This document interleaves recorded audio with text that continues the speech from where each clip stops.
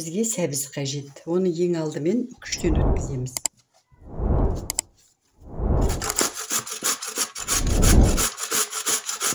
Сәбізді күштен өткізіп болдым. Енді бұған өзімнің қалауым бойынша қант саламын. Араластырамын.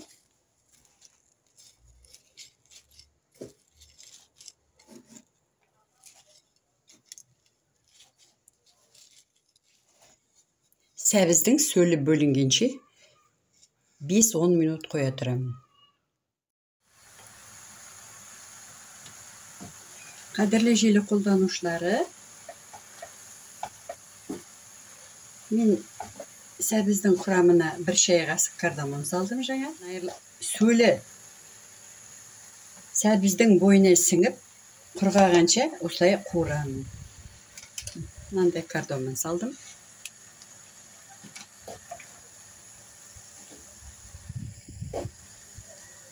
Міне сәбізді сөліне қуырып болдым. Енді бұған сармай саламын. Кокос жоңқасын саламын. Азғантай тұз саламын. Араластырамын.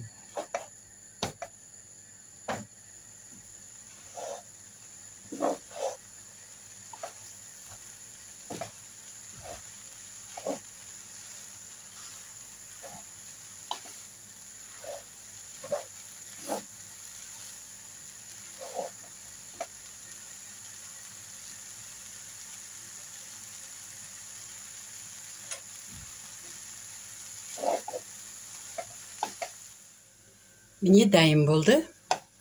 Қазір кішкене суғасын конфеттерді жасайтын боламыз. Қадірлі желі қолданушылары, менің сәбізім мінеки суыды. Енді мен бұдан шариктер жасаймын.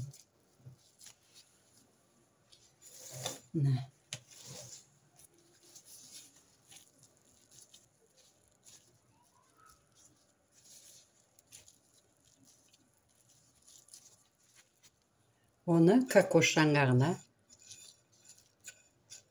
бүйтіп кокос жаңғағын жағамын бүйтіп сыртынан. Кокос жаңғағына орнатамын. Мынандай әдемі қораптарға саламын.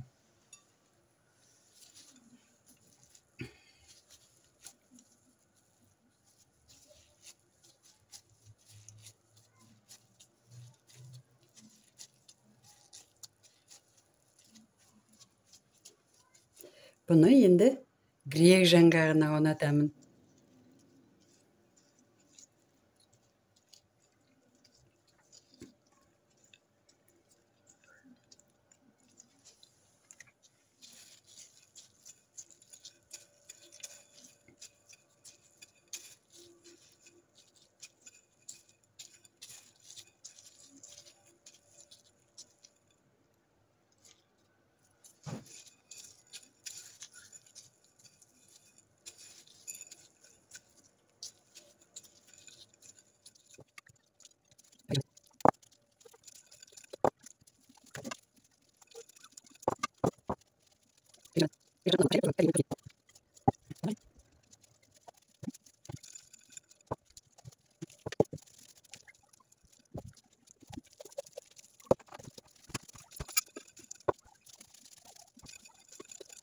Ауызашарға осындай тәттілер дайын болды.